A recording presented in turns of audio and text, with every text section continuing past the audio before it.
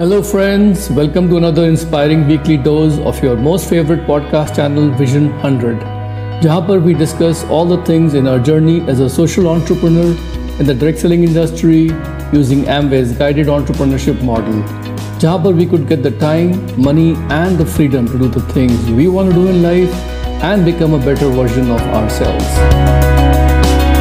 दोस्तों, आज मैं एक बहुत ही इंटरेस्टिंग स्टोरी के साथ अपनी बात शुरू करूँगा.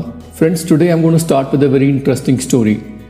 2007 की ये बात है. A young man, John Malouf, he went to an auction house. एक आदमी जॉन मैलफ जो है वो एक ऑक्शन हाउस में गया जहाँ पर उसने कुछ पुराने बॉक्सेस खरीद लिए बहुत ही सस्ते में. And he bought home those used boxes और उसने क्या देखा कि उनमें there are lots and lots, thousands upon thousands of old photo negatives. फिर उसने क्या किया कि he started developing those negatives into pictures and he was absolutely amazed. उसने देखा कि वो पिक्चर्स तो ज़बरदस्त हैं. Then he started looking for the owner of those boxes कि वो किसके बॉक्सेस हैं, who has taken those pictures. तो उसको पता लगा बहुत रिसर्च करने के बाद कि there was a lady named Vivian Maier. लेकिन उसने देखा कि उस लेडी के बारे में आर्ट और फोटोग्राफी की दुनिया में कोई रिकॉर्ड ही नहीं था, कोई अता पता ही नहीं था. लेकिन उसकी पिक्चर्स बहुत ही ब्यूटीफुल, बहुत ही अनयूजुअल थी. जब उसने उस लेडी के बारे में पता करना शुरू किया तो उसको पता लगा कि that lady was working for 40 years as a nanny. अगर बोले तो हमारी इंडियन भाषा में कि वो एक नौकरानी थी जो बच्चों का ख्याल रखती थी. और मज़े की बात तो ये है कि किसी को पता ही नहीं था उसके एम्प्लॉयर्स को जहाँ वो रहती थी कि वो एक सीरियस फोटोग्राफर भी थी. जॉन ने जब सारे विवियन के नेगेटिव्स प्रोसेस किए और कुछ पिक्चर्स को पोस्ट किया कुछ मैगजीन्स में, न्यूज़पेपर्स में, तो सभी लोग एकदम दंग रह गए. They were shocked. She was called and announced as one of the greatest photographic discovery of the 21st century. And newspapers ने उसके बारे में आर्टिकल्स लिखने शुरू करे. बड़ी बड़ी गैलरीज जो थी, आर्ट गैलरीज यूएसए में, यूरोप में, एशिया में, they started holding exhibitions of her work. And 2 film makers ने तो उसके ऊपर डॉक्यूमेंट्रीज बनाई उसके काम पे. और उसका जो वैल्यू है कॉपीराइट का, उन नेगेटिव्स का, पिक्चर्स का, that is running into millions and millions of dollars.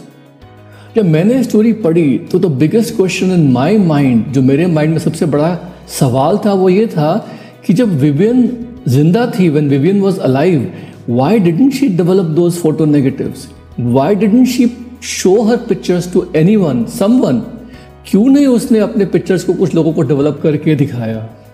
और जो रीज़न निकल के आया जब उसकी स्टोरी मैंने देखी डॉक्यूमेंट्री, वो रीज़न यही था कि Vivian was enjoying taking the pictures so much.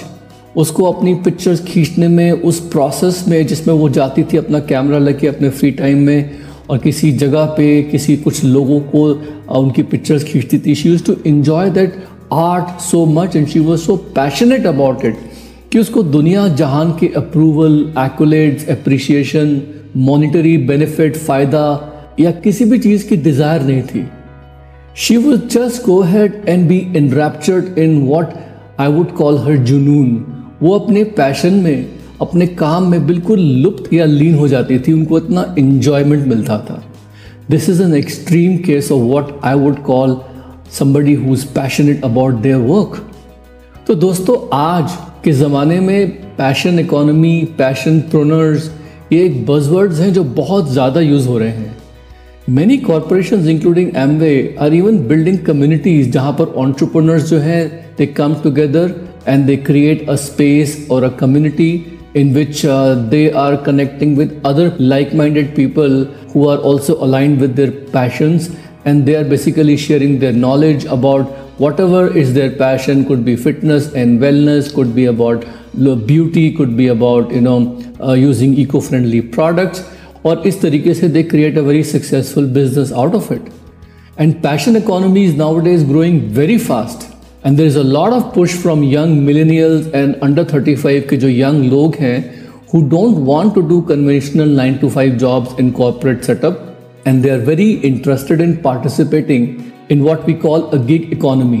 जहाँ पर they have a side hustle, some kind of a part time flexible project based work जो वो घर से कर सकते हैं, एक होम बेस्ड बिजनेस। तो इस तरह की जो इकोनॉमी है जिसमें ये पैशनप्रेन्योर्स जो हैं काम करते हैं, this is becoming very popular. And all this new trend has come up basically because of social media giants and companies, जो क्या करती हैं कि they make profit by getting the attention of people, by stimulating their audience and their viewers, कि वो बार बार वो social media post देखें और कुछ अपना कंटेंट बना के उसमें पोस्ट करें, और उन सब के देखने से वो पोस्ट और उन सब के पोस्ट करने से they are able to make advertising profit.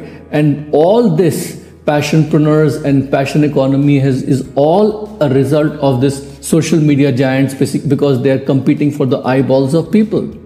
And this has also led to what we basically know today as a creator community, जहाँ पर लोग जो हैं वो कंटेंट बनाते हैं, स्पेस क्रिएट करते हैं, कम्युनिटीज़ बनाते हैं जहाँ पर वो शेयर करते हैं इंफॉर्मेशन और कंटेंट कुछ कॉमन इंटरेस्ट टॉपिक्स पे। And all this creator business has become very very big nowadays. So friends, I also think that passionate work is very important for being happy, और हमारा पूरा का पूरा गोल लाइफ में यही होता है कि we want to be happy. And for some of us, हमें से कुछ लोगों के लिए we would be truly lucky, हम लोग बहुत lucky होंगे अगर we are able to find some work जहाँ पर not only are we enjoying what we are doing, we are also good at doing that work, हम उसको बहुत अच्छे से कर भी पाते हैं, but at the same time we are also able to make money out of it. If we are able to find these three things out of our work, we enjoy it, we are good at it, and we make money out of it, then we are truly blessed, we are truly lucky, और मुझे क्या लगता है कि happiness and well-being today is actually, it has become a very big industry. अब जाइए किसी भी बड़े बुक स्टोर में and you will find that the maximum book sales, ये सबसे ज़्यादा बुक्स लगी होती हैं किस सेक्शन में? Health, happiness, wellbeing, mind, body, spirit section में। और मैंने पता किया है बहुत बड़े बड़े बुक स्टोर्स में कि सबसे ज़्यादा उनकी सेल उसी सेक्शन में से होती है। That's where most of the sales come from that section. And even world's most countries are slowly moving away from just measuring GDP, gross domestic produce, as a measure of कि वो country कितना अच्छा कर रही है, उसकी economy कितना अच्छा कर रही है, what is the national productivity and how successful that country is. And countries are replacing that measure, performance measure, slowly with something called GNP, Gross National Happiness, which is basically a reflection of how the country's economy and policy is actually able to keep people happy and satisfied and fulfilled. So many Scandinavian countries, बहुत सारी Scandinavian countries जो हैं आज की तारीख में, they are just focusing on measuring the GNP. और हमारे इंडिया के बगल वाली एक कंट्री है Bhutan, that has also become very famous for doing that. ये अलग बात है कि भूटान ज़्यादा लोग जाते नहीं है बिकॉज वहाँ अपॉर्चुनिटीज़ कम है, but at the same time they are very good in measuring the GNP, gross national happiness. In fact एक वर्ल्ड हैप्पीनेस रिपोर्ट पब्लिश होती है through United Nations every year, which rates 146 countries based on the national wellbeing.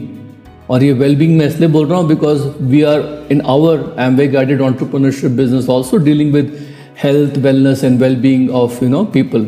So anyways, वो जो world happiness report है विच measures अ Nations wellbeing, उनमें 146 countries में bottom 10 countries में हमेशा इंडिया आता है। And India is behind Pakistan also, India is behind Nepal, and it's much much much behind China. तो मुझे क्या लगता है कि हैप्पीनेस एंड वेलबींग जो होता है वो तो एक बहुत ही इंडिविजुअल पर्सनल एक्सपीरियंस होता है हम लोगों का। एंड ऑल्दो जिस कंट्री में हम लोग रह रहे हैं, the country in which we live, it may affect somewhat our happiness and wellbeing, but ultimately our wellbeing and happiness is in our own hands and we are responsible for it. In fact, George Bernard Shaw said it very beautifully one time, and I totally agree with this statement कि life isn't about finding yourself, it is about creating yourself. जीवन खुद को खोजने के बारे में नहीं है बल्कि खुद को बनाने के बारे में है। यानी कि हमारी खुशी सिर्फ एक जीविका चलाने के लिए, पैसा कमाने में नहीं है, बल्कि हमें अपने जीवन को बनाने की तरफ भी ध्यान देना चाहिए। To be happy, we must make our life rather than simply trying to make a living or earn a living. So then the question becomes, how does one go about finding their true happiness and their true passions? what is the true passion which gives purpose and meaning to their work and life, and how do you find it? तो ये सब करने के लिए, to do that, I will recommend that we should all do one exercise. यहाँ पर just when you are listening to it, close your eyes and imagine कीजिए. Just imagine closing your eyes that you have got a call from a doctor, a very reputed doctor, और उसने आपको सिर्फ 3 महीने दिए हैं जिंदा रहने के लिए. The doctor has just given you 3 months to live. So after the initial shock, पहले तो शॉक होंगे हम लोग, उसके बाद जब वो शॉक उतर जाएगा, then we will actually think and ponder कि अब ये जो 3 महीने हैं इनको हम लोग कैसे स्पेंड करेंगे. How should I spend my remaining days? Should I finally take few risks in my life? Should I go to someone and express my heartfelt apologies? किसी को जाके सॉरी बोलूं जहां पर मुझे सॉरी बोलना चाहिए था लेकिन मैं ईगो के आड़े नहीं बोल पा रहा था. Should I go to somebody and express my gratitude कि आपने मेरी लाइफ में बहुत कुछ इन्फ्लुएंस किया मुझे and I'm thankful for that? या will you actually go and say I love you to somebody जिसको आप प्यार करते हैं या कभी बोल नहीं पाए? Will you also turn to religion? Will you become a recluse? Will you go deep in nature? क्या करेंगे आप उन 3 महीनों में?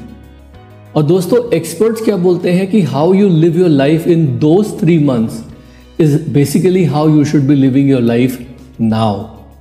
जिस तरीके से आप अपनी जिंदगी उन 3 महीनों में जिएंगे, वो काम करने के लिए जो आपके लिए बहुत ज़रूरी है, जो आपको खुशी देते हैं, जो आपकी पैशन है, that is actually how you should be living your life now. अगर उन 3 महीनों में आपकी लाइफ में टोटल चेंज आ जाएगा, जो आप अभी कर रहे हैं वो सब छोड़ के कुछ और करना शुरू करेंगे, इसका मतलब है कि जो आप अभी कर रहे हैं वो आपको फुलफिलमेंट, जॉय, मीनिंग नहीं दे पा रहा है. Friends, ever since our childhood, बचपन से ही हम लोगों को ये बताया जाता है, we have been told to work hard, get good marks in school, college, एक अच्छे यूनिवर्सिटी में जाओ. और यूनिवर्सिटी में जब जाते हैं हम तो हमको पुश किया जाता है to take those kind of useful subjects, जहाँ पर हम लोगों को एक रीजनेबल वेल पेड जॉब मिल जाएगी, करियर बन जाएगा. We are not encourage to explore the subjects of interest और द अननोन सब्जेक्ट्स, जहाँ पर हम लोग अपनी ट्रू कॉलिंग ढूंढ सकते हैं. But we are told to take those tried and tested subject, जहाँ पर एक रीजनेबल जॉब मिल जाएगी, एक अच्छा करियर मिल जाएगा. Then we will be able to marry a suitable partner in life, husband या wife. हम एक अच्छे घर में चले जाएंगे, एक अच्छी गाड़ी लेंगे, और ज़िंदगी चलती रहेगी. और फिर यही प्रोसेस जो है, we repeat the same process with our children also. बच्चों के साथ भी यही रिपीट करते हैं प्रोसेस. और ये सब करते करते होता क्या है कि एक दिन, one day in our 50s, जब हम 50 के हो जाते हैं, then we wake up in the morning and ask ourselves, is this what life was all about? क्या इसी का नाम जिंदगी था? We seem to have basically stumbled through life. हम लुढ़कते पुढ़कते लाइफ में आगे बढ़ गए, always focusing on the next job promotion, next achievement level, next pin level so to speak, and बस वो next achievement के चक्कर में पूरी लाइफ जो है चली गई. And ultimately दोस्त, होता क्या है कि we don't feel fulfilled sometimes, जब हमारी लाइफ फुलफिल्ड नहीं होगी, it's a total tragic loss for us. और सच तो यही है कि our education system, our families, friends, they never bother to teach us the difference between making a living so to speak and making a life. सिखाया नहीं जाता हमें कि डिफरेंस क्या है between earning and making a living and truly making a life. No one ever encourages us to find a passion. हमारे passions क्या हैं, कोई हमें इंकरेज नहीं करता. We were never expose to the choices in different fields. We are always taught कि make conventional choices in schools. वही है ना, safe and secure paying career, think about your retirement, plan for your retirement. We were never in the school और university taught to read the autobiographies of great man, जहाँ पर लिखा होता है कि उन्होंने कैसे स्ट्रगल किया अपनी लाइफ में मीनिंग क्रिएट करने के लिए. कोई भी हम में से कभी भी इतना लकी नहीं होता है कि we are able to become the next Mozart or somebody who is able to find a passion for music at the age of 3 years like A.R. Rahman. बहुत कम लोग ऐसे होते हैं who are able to truly discover their passions early on in life. और मेरा मानना क्या है कि the only way to tell whether you have found a passionate work which is your passion is that जब आप वो काम करते हो, when you do that work, it doesn't even feel like work.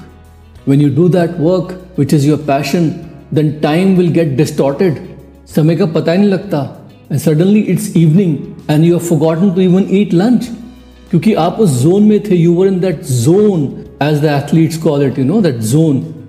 So my ideal of passionate work, अगर मैं अपनी बात करूँ तो it is very consistent with Lord Krishna's definition of Karma Yoga in Bhagavad Gita, जिसमें he advises us that instead of detaching yourself from the work totally, you should actually work desirelessly, निष्काम कर्म की जो वो definition देते हैं, which means not just work for seeking personal credit या शाबाशी from anybody or reward or award from your for your work.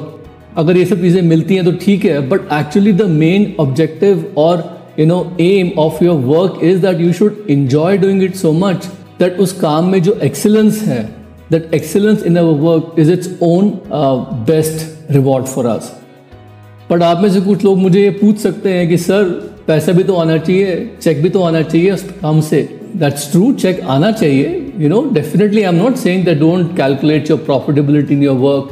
But अगर मैं बात करूं for example Amway guided entrepreneurship plan की, तो उसमें भी you connect your month end targets, your profitability connected to helping your customers, to giving value to them, towards helping your leaders, your teams to achieve their goals. और अगर आपका passion अपने team में value add करने का है, अपने customers की लाइफ में वैल्यू ऐड करने का है, when your passion is in basically improving other people's life, then the results will automatically come. Otherwise होगा क्या कि हम एक एक्स्ट्रा प्रॉफिट कमाने के लिए कुछ भी कर लेंगे, we will try to make an extra profit by any means whatsoever. फिर वो सिर्फ एक बिजनेस या धंधा रह जाएगा, वही हमारा उद्देश्य हो जाएगा. उस काम में हमें एंजॉयमेंट नहीं मिलेगा. On the other hand, being passionate about our work actually makes us more productive. मैंने क्या देखा है कि जब मैं किसी चीज़ में पैशनेट होता हूँ तो अर्निंग तो होती ही है, पैसे तो आते ही आते हैं, वो तो साइड बेनिफिट है, but actually it helps me become more fulfilled. When I am passionate about my work, I feel excited about what I am doing. वो एक्साइटमेंट एंथुजियाज्म आ जाता है, because I am able to find the meaning and purpose in my work.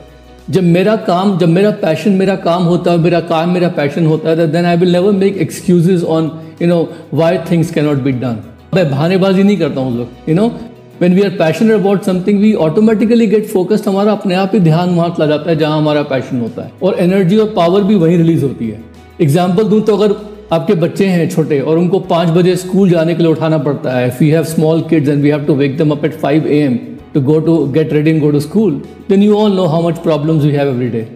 But if the same children, they have a passion in some sports like cricket or tennis, अगर उन बच्चों का passion है किसी sports में like cricket और tennis, और उनको सुबह उठ के जल्दी प्रैक्टिस के लिए भेजना है, तब तो वो 5 बजे छोड़िए 4 बजे भी उठ के इमीडिएटली रेडी हो जाते हैं. They can get ready even at 4 a.m. because that is their passion and they are doing something which is fun for them and they totally get absorbed in that passionate work. तो दोस्तों मैंने भी ये देखा है कि when I am absorbed in my passionate work, I find that my ego disappears. It makes me forget myself. My passionate self-forgetting work automatically becomes high quality, क्योंकि वहाँ पर मेरा डिस्ट्रैक्शन मेरी ईगो में नहीं है कि मेरे को लोग अप्रिशिएट करें, वाह करें, ये वो this and that. My focus and my drive automatically increases because मुझे फेलियर की परवाह नहीं होती इस वक्त, because excellence becomes my own reward. और ऐसे में क्या होता है, I hit my goal, but अगर गोल हिट नहीं भी हुआ तो I reset my deadline for the next month. जब मेरा पैशन मेरा काम होता है तो automatically I become more creative and innovative in my activities. मुझे बुलाना नहीं पड़ता हमारे अपलाइन बिजनेस कोच को कि आओ मीटिंग्स हैं, बिजनेस एक्टिविटीज़ हैं. मैं ऑटोमेटिकली वहाँ होता हूँ खुशी because I want to be there. I have a enthusiasm. And mind you, corporate world में, कंपनीज में, when you see the employees, you don't find this kind of energy and drive, because वहाँ लोग सिर्फ paycheck to paycheck काम करते ज़्यादातर. When I was working in corporate America, even I was looking at people around me and I found out that less than 5% employees were finding their work meaningful and passionate. बहुत कम लोग ऐसे होते थे जो अपने वर्क में उनको अपना काम मीनिंगफुल लगता था. बेस्ट से बेस्ट कंपनीज में देखा है मैंने. और जब कोई ऐसे लोग मिल जाते थे हमें कॉर्पोरेट सेटअप में, who were totally passionate about their work and they loved and enjoyed their work and they found meaning in it, तो हम लोग फटाफट उन लोगों को, ऐसे लोगों को फिर प्रमोशंस दिया करते थे, बोनसेस दिया करते थे, and we used to try to retain them. So दोस्तों, I enjoyed talking to all of you and I wish that all of you work on yourself. आप सब लोग अपने पे काम करें and make you the best possible you by finding new passions जो कि आप pursue करना चाहते हैं लाइफ में. I hope you find things that truly make you happy, and those things whether they become part of your business or part of your life's work. But मुझे लगता है कि pursuing your passions will give you a renewed sense of meaning and accomplishment, and may you all become multi-passionate entrepreneurs. It was great talking to all of you. Love you all very much. Talk to you next time with a new topic. Bye for now.